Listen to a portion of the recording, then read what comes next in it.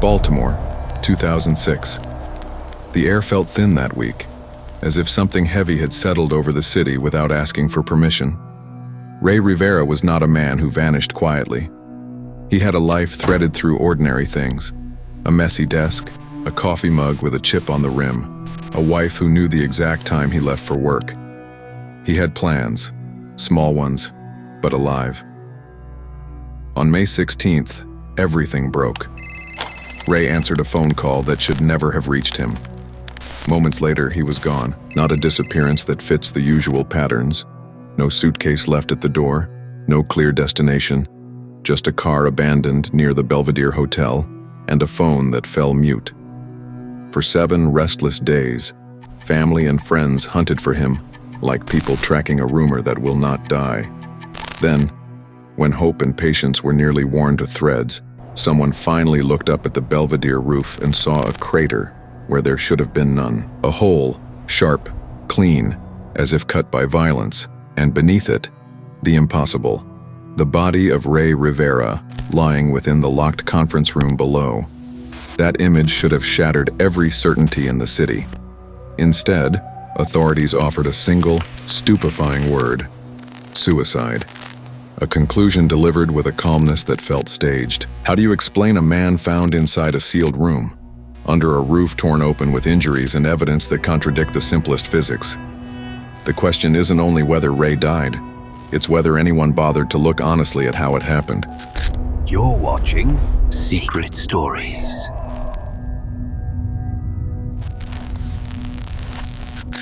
In the days after Rey vanished, the atmosphere inside the house changed.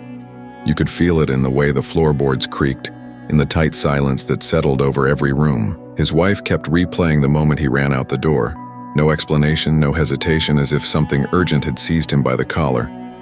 The half-eaten food left behind, the lights still on, the computer humming. None of it felt like a man planning to return later. It felt like a man who didn't have a choice. Friends joined the search almost instantly. They combed through streets, called hospitals, checked old hangouts, walked the blocks around the Belvedere again and again. Every time someone thought they had found a lead, it dissolved into nothing. It was as if Rey had been swallowed whole by the city. Then came the car. A silver Mitsubishi, parked near the hotel, but not in a way that made sense. The seat was pushed too far back for Rey's height, something his wife pointed out immediately. The position didn't match the way he drove. It didn't even match the way he sat.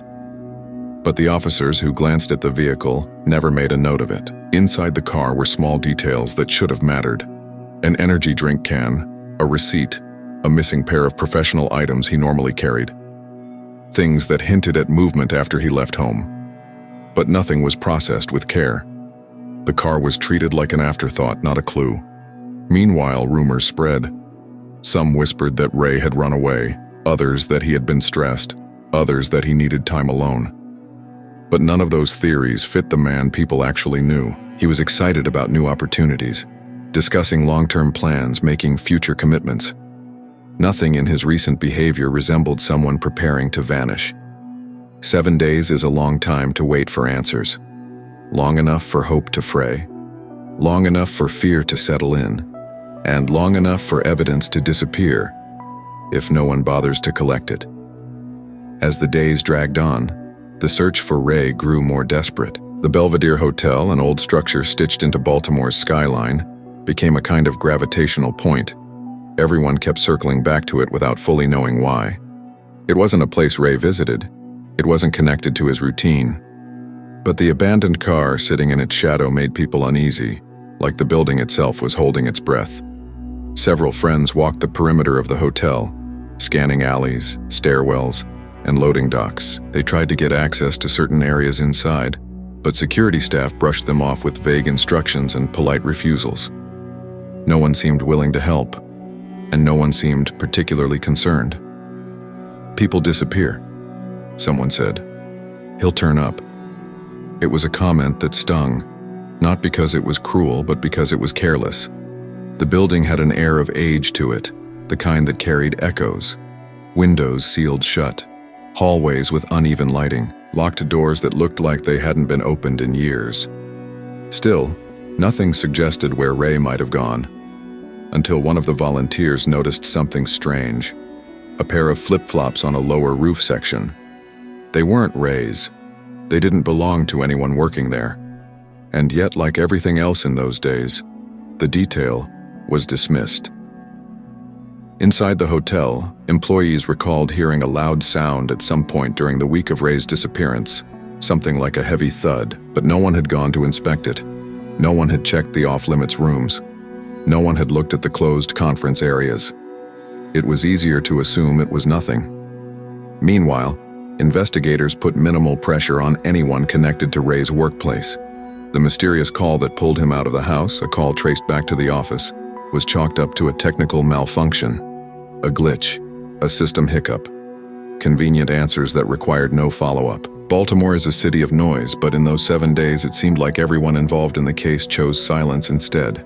Silence over action, silence over curiosity, silence over truth. On the 7th day of searching, something finally broke the pattern.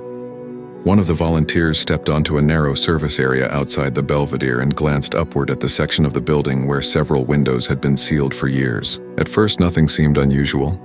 Just brick, shadow, and weathered rooftop edges. But then the sunlight shifted, and a dark shape emerged where there shouldn't have been one. A hole. Not a crack. Not a loose tile. A full opening torn straight through the lower roof of the hotel's old conference level. It looked wrong. Too symmetrical in some places. Too violent in others. As if something had come down with force, but not the kind that follows the natural arc of a fall. The edges were inconsistent, bent in ways that didn't match gravity. Anyone looking at it for more than a second would instinctively feel that something about this scene was out of place. When the volunteer called for help, staff members reacted with visible unease. They hesitated, exchanged quick looks, and only after several minutes escorted the group inside. The conference room had been locked. No reason given, no explanation offered. But once the door opened, the sight inside froze every thought in the room. There, directly beneath the torn ceiling, they found Rey Rivera. A discovery like that should have triggered urgency, immediate questions, and a full forensic response. Instead, the tone shifted into something calmer than it should have been. Too calm for what was in front of them. Observers felt that shift, and it didn't feel professional. It felt rehearsed. And if you're here watching this moment unfold, take a second to support this channel. Stories like this get forgotten because they're uncomfortable. If you want more investigations that refuse to look away, make sure you subscribe now. It helps us keep exposing what others ignore. The room where Rey was found felt untouched, frozen in time, as if the air inside it had never expected to hold such a discovery. The space was silent, dim, and strangely orderly. Nothing looked disturbed. No overturned chairs, no scattered debris, no signs of a violent entry. Only the ruptured section of the ceiling above hinted that something catastrophic had happened. Yet even that detail felt wrong, as if the event that created it didn't match the environment it landed in. A locked room containing a man beneath a roof torn open should have triggered 100 urgent questions. How did he break through? Why was nothing around him displaced? How did he access an area that required restricted entry? But instead of spiraling into alarm, the reaction felt muted, almost resigned, like someone had already decided what the explanation would be long before the door was opened. Investigators glanced around with quick, minimal movements, their eyes drifting past details that deserved attention.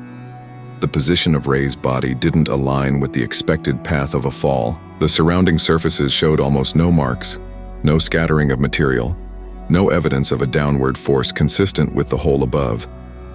Even the temperature inside the room felt inconsistent, as if the space had been sealed for longer than the timeline suggested. Something about the scene pushed against logic. A man found inside a locked room, beneath a damaged ceiling that shouldn't have been reachable, with injuries that didn't match the scenario being suggested. Every element whispered the same thing. The pieces didn't fit together. But instead of acknowledging the contradictions, the official response leaned toward simplicity. A narrative formed before the evidence had a chance to speak. And once that narrative took hold, it didn't matter how loudly the facts disagreed. The discovery of Rey's body didn't bring clarity. If anything, it opened a deeper, colder layer of confusion. When independent experts reviewed the documented injuries, a troubling pattern emerged. Nothing aligned with the explanation being offered. The trauma didn't match a fall from the height required to break through the roof. It didn't match the angle necessary to create such an opening. And it didn't match the force expected from someone supposedly dropping straight down into a sealed room. Instead of a consistent story, the injuries looked fragmented, like pieces from entirely separate events. Each detail contradicted the idea that Rey had reached the conference room by falling from above. Yet the official response accepted the simplest version without hesitation. The lack of curiosity was startling. No serious challenge, no pressure for a more accurate reconstruction, no acknowledgement of the inconsistencies.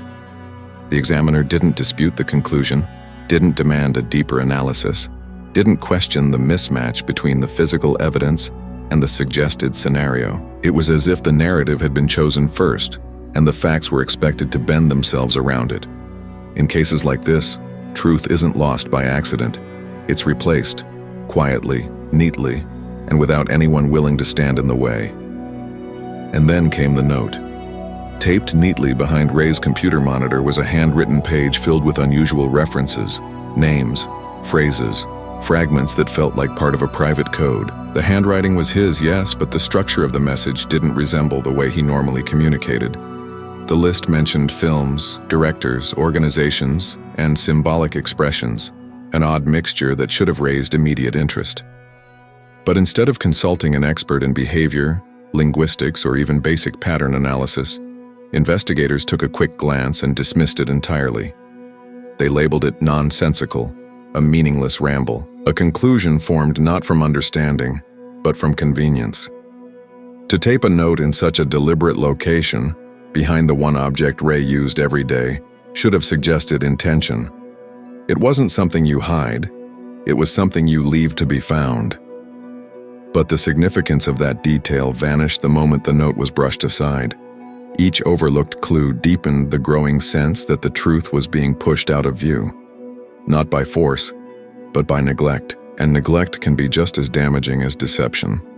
With every unanswered question, the distance between what happened and what was recorded grew wider. A message like that does not appear without reason, but here, reason never had a chance to speak. And then came the phone call, the moment where the entire timeline begins to twist. Records showed that the call that pulled Rey out of the house in such a rush came from the company where he worked. But when investigators tried to determine who placed it, they were met with an answer that felt far too simple: a system glitch. According to the company, the system dialed his number automatically. No responsible employee. No internal explanation. No technical logs provided. Just a convenient blanket statement that closed the door before any real questions could be asked. To Rey's friends, the explanation made no sense. To independent specialists, it sounded suspiciously convenient, and to anyone familiar with Rey's relationship with his employer, it felt unsettling. The man Rey worked for, someone he had once trusted deeply, refused to cooperate. He did not speak to investigators. He offered no insight. He declined every opportunity to help clarify the final day of someone who had admired him. Instead, he stepped back behind legal counsel and stayed there. It was as if the call that pulled Rey out of the house had also pulled a curtain over the truth. Something happened that afternoon. Something important enough to make Rey leave instantly, mid-task, without hesitation. And the deeper people searched, the clearer it became. Some answers weren't missing. They were being avoided. The hotel, once just a backdrop to the story, began revealing details that made everything feel even more unsettling. Several employees reported hearing a loud noise during the week Rey went missing. Something heavy, something impactful, something that didn't fit into the normal rhythm of the building. But none of them investigated. No internal report was filed. No follow-up was made. When investigators requested security footage, the answers felt suspiciously thin. Multiple cameras were inactive that night. Others weren't positioned toward the key areas, and the exact section where Rey would have fallen, if the official story were true, was conveniently a blind spot. People searched for images, logs, timestamps, anything that could explain what happened. Instead, they found gaps, missing entries, incomplete records. A system that during that specific week seemed to malfunction more than usual, but one detail lingered above everything else. Why did it take days for anyone to open that conference room? Why didn't someone immediately check the sealed space located directly beneath a visibly damaged roof? That delay didn't just complicate the investigation. It nearly guaranteed that the truth would be harder, if not impossible, to reconstruct. It became increasingly difficult to believe that so many irregularities could appear by chance. And the more people looked at the hotel's handling of events, the clearer it became. Some rooms weren't just locked, they were kept unopened. As all these inconsistencies piled up, Rey's family continued doing what the authorities should have been doing from the beginning: investigating. They called daily. They asked for updates. They pushed for information about every detail, every document, every witness, and most of the time they received vague responses, if they received any response at all. When they finally managed to speak with individuals involved in the initial review, they were shocked.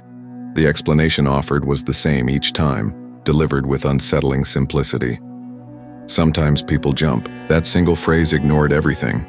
The 7 days of disappearance, the strange phone call, the oddly positioned car, the restricted access to the roof, the physics-defying hole, the cryptic note, the locked conference room, and the conveniently malfunctioning security systems. None of it mattered. The narrative was chosen first. The facts were expected to fit later. It felt like watching someone force a puzzle piece into the wrong place, counting on no one to look closely. Meanwhile, every passing day reduced the chance of recovering meaningful evidence. With each oversimplified explanation, with each rushed conclusion, it became clearer that the case was being guided by convenience, not logic. And for the family, the pain of losing Rey was compounded by something even heavier: the growing realization that they were being pushed aside by the very people who should have been fighting for answers. It was inevitable. Sooner or later, someone had to look at what truly mattered: the numbers. And when engineers and specialists in physical dynamics began studying the case, one conclusion became impossible to avoid. The trajectory Rey would have needed simply did not match reality. To break through the roof at the exact location of the hole, Rey would have needed more forward momentum than his height and weight could generate, an extremely precise launch angle, and a takeoff point that did not exist, because the area of the roof required for such a jump was not accessible in the way the official explanation implied. Even when experts tried reconstructing the scenario with generous assumptions, using calculations that favored the official theory, the result never changed. Impossible. The horizontal distance to the impact point was too far for a human jump. The height wasn't enough to produce the necessary velocity. The angle required could not be achieved from the suggested location. Independent analysts reached the same consensus. There was no physical way for Rey to have landed where he was found using the path the narrative insisted on.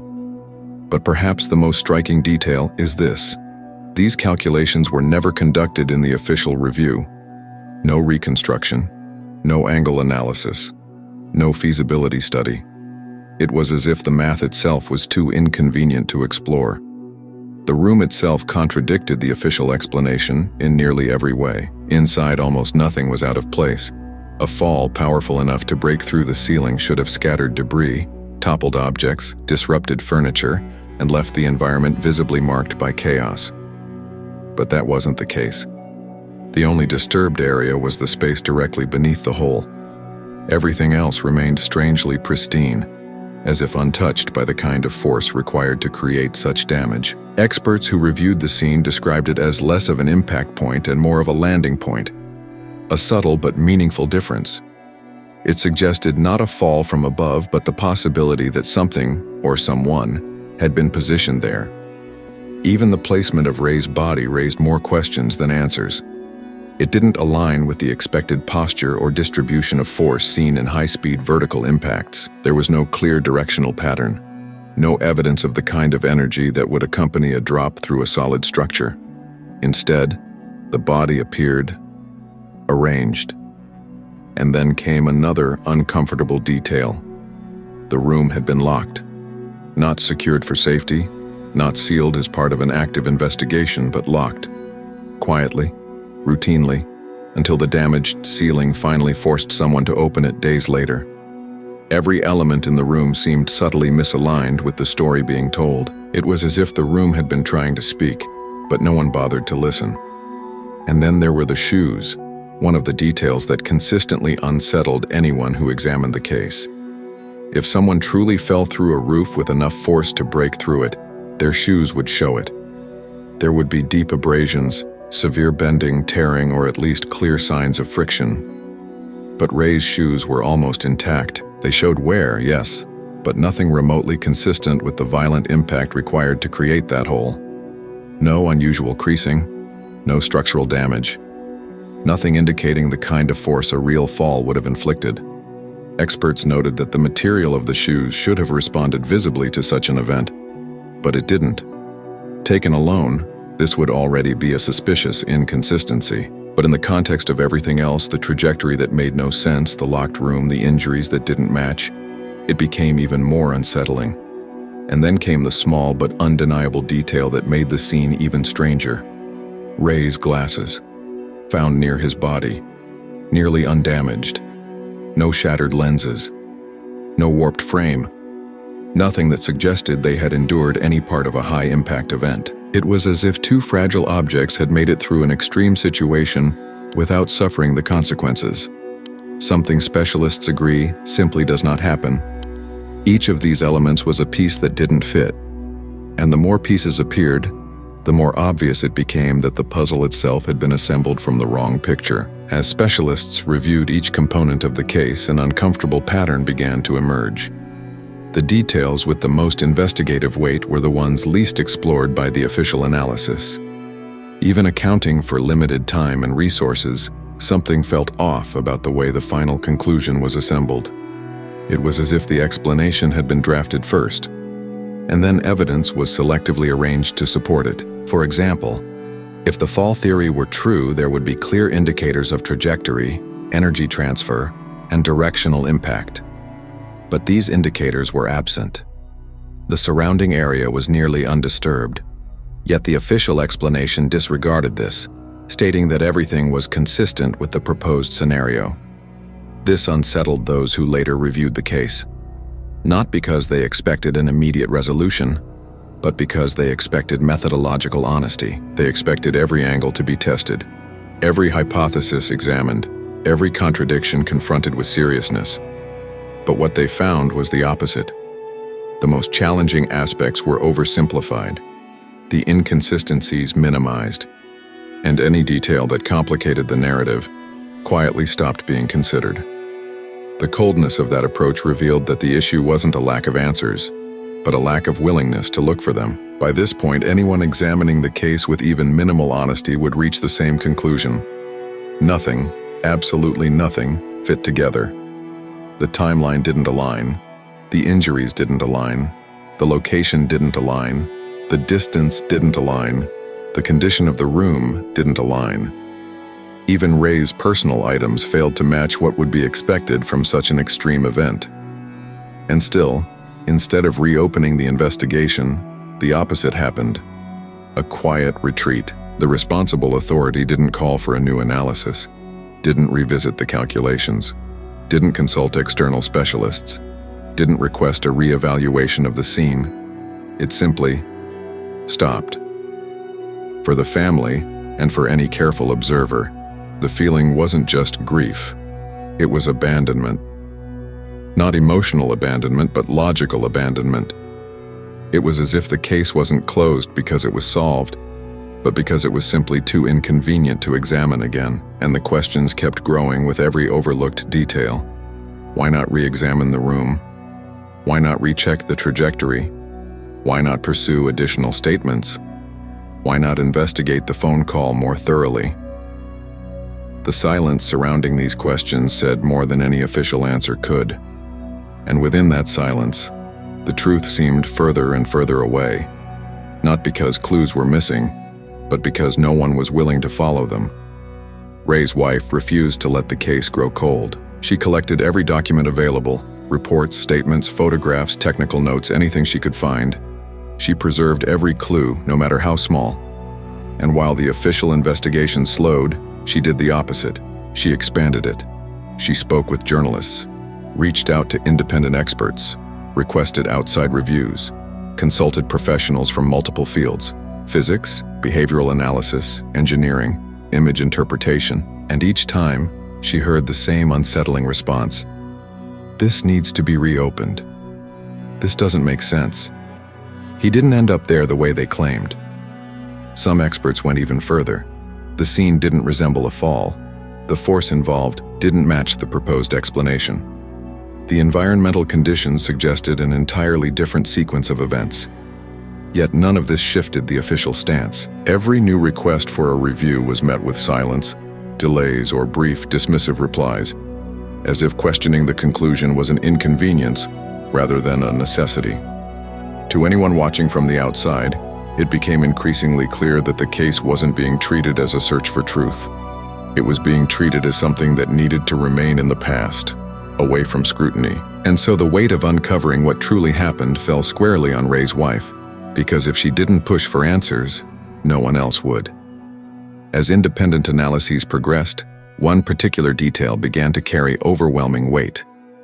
A detail many consider the breaking point, the moment the case stops being simply strange and becomes impossible. The room was locked, not slightly closed, not resting against the frame, locked. And that changes everything. If Rey had truly fallen through the ceiling from above, the impact would have left clear chaotic signs: displaced objects, scattered debris, dust patterns consistent with a downward force. But none of that was present.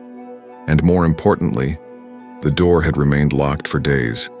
No one entered earlier. No one checked the room. No one inspected it the moment the hole appeared. It was as if the space had been preserved not through care, but through neglect. And here comes the breaking point. If the room was locked and no one entered it, how did Rey end up inside? This is the question that completely destroys the official narrative. A question that cannot be ignored, cannot be minimized, cannot be wrapped in vague explanations.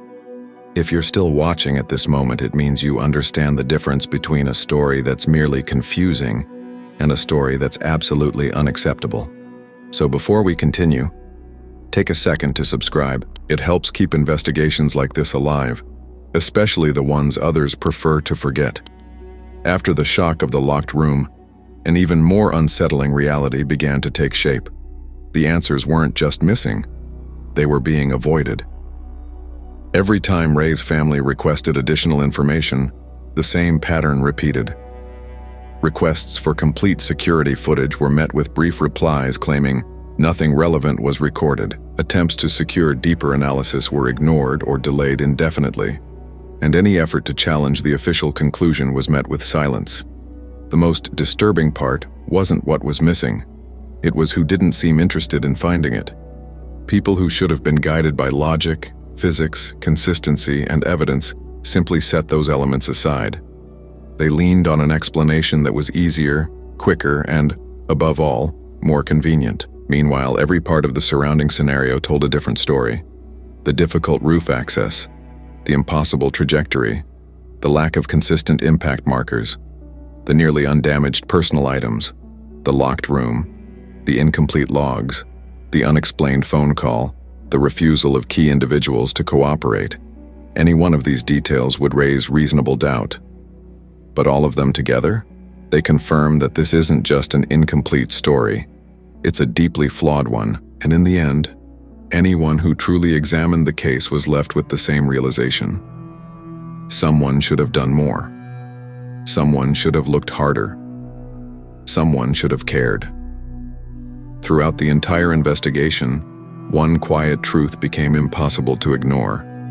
The people who genuinely wanted to understand what happened to Rey were the ones without the power to answer. And the people who had the power showed little interest in using it. The family requested the full report. They received fragments. They asked for complete access to security footage. They were told nothing relevant was captured. They pushed for a technical review. It was dismissed. They sought cooperation from key individuals. They were met with formal refusals. And through all of this, the case drifted further from what it should have been from the beginning. A search for truth. Because when someone disappears for 7 days, when they are found under circumstances that defy logic, when they end up in a location incompatible with the official explanation, when every surrounding detail contradicts the simplest narrative, it isn't misunderstanding, it isn't bad luck, and it isn't a simple mistake. It becomes a story cut short before it was understood, an investigation that chose to stop before it ever truly began, a collection of facts that were never placed side by side with the seriousness they deserved. And anyone who reviews this case, even years later, feels the same unsettling weight, the sense that someone looked away at the exact moment they should have faced the truth.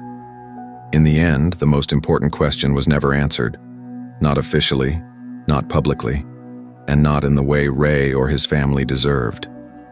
This isn't just about the hole in the roof. It isn't just about the locked room. It isn't just about the physics, the nearly untouched objects, the strange phone call, or the incomplete records. It's about something larger, the difference between closing a case and understanding a case. The first is quick, comfortable, convenient.